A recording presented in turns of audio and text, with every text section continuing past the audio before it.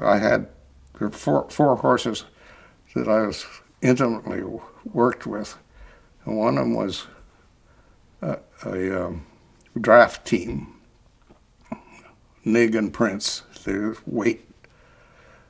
When you put a team together on a harness, you always you buy two horses that weigh exactly the same, so they pull according to their weight. Well, that was Nig and Prince. They were our work team. And then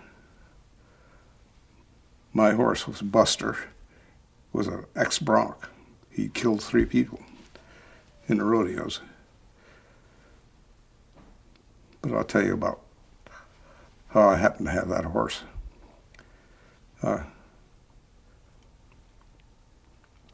So there were 4 horses I'm involved with. The one that was pulling the cart, Dickie, and then my horse Buster, and then the black team, Nig and Prince.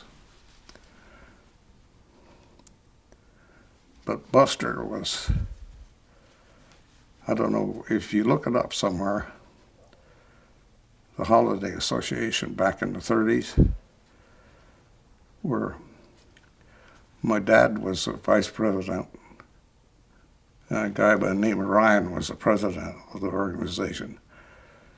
So they swore out a warrant for their arrest because they were breaking up the auctions.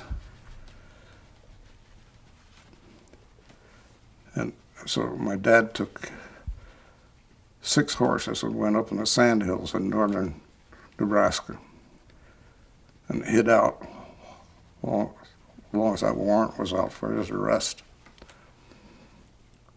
When he took this bronc, who had, I think somebody gave it to him, but he was only a 3 or 4-year-old at that time. But they said he was a mean animal. My dad broke him, and that horse hated my father because he had ways of breaking animals to, there's what they call a flying W. I don't know exactly how you do it, but you put straps on all 4 legs, and then one rope goes through an eye on this strap on down on the hock. So all they have to do to get the horse dump him is to just pull on the line and pull all 4 feet out from under him. That's the way he broke that horse. Buster and a horse we called Maud was down in the meadow feeding. My dad said, "Go down and get those two animals, and bring them up, and don't get on that bronc because he bucked both your older brother and me off yesterday." Well, Buster was only about, I don't know, a 12-hand horse. That means he's about that high. Small, pony size. He said, "Don't get on that bronc. Get on the mare, bring him up." Well, I walked down there and looked at that mare. She looked like 10 feet tall, okay? And I looked at that little horse and well, I'll get on him. So when I got up to the house, my dad was sitting on a stack of logs watching me. And he said, "Don't you know that horse bucked both your brother and me off yesterday?" I said, "Yeah." He said, did he give you any trouble?" I said, "No." And what I did when I walked down to Buster is I just kind of hugged his nose and rubbed his nose and said, "I'm going to get on. Let's talk to the horse." And he was just as gentle as could be. And there was a ditch, irrigation ditch, that I had to go across. And when I had to cross it, he did, I don't know whether you know what a two-step with a horse looks like. No, his feet, front feet. He did a two-step on the edge of the embankment of that ditch and then hopped down in the middle of it and went across. My dad says, "What was that going on over there along the ditch?" I said, "He just did a two-step." "Oh," he says, "okay. Did he give you any trouble at all?" I said, "No." He says, "That's your horse." And he was right. That horse would do anything. He had trained him for roping.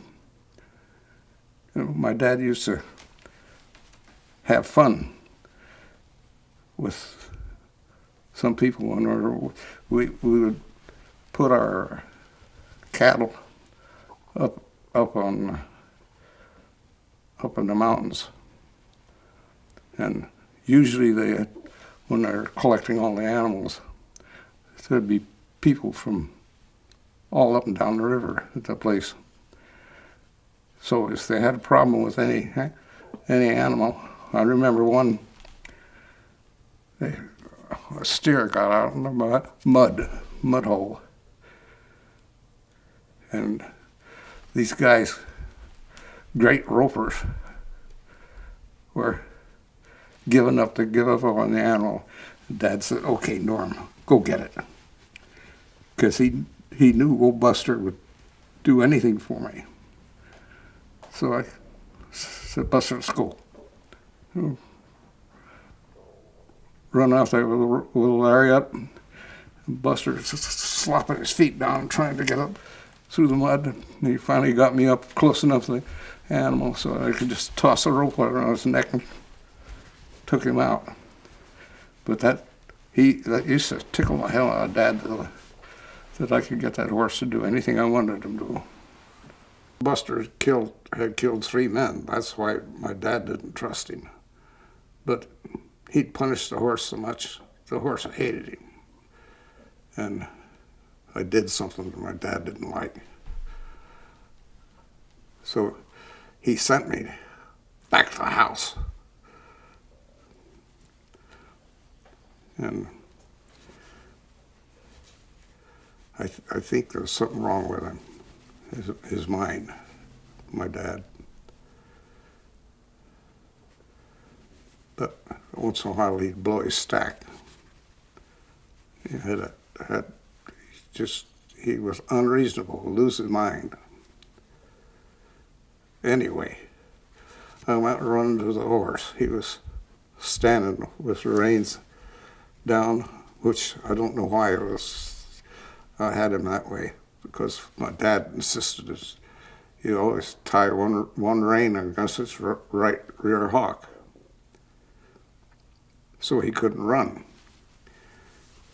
But I went running towards him to grab the horn, and have you ever seen a flying ride in the rodeos? The guys, well, that's what I had. I got a hold of the horn and the reins, and I hit the saddle.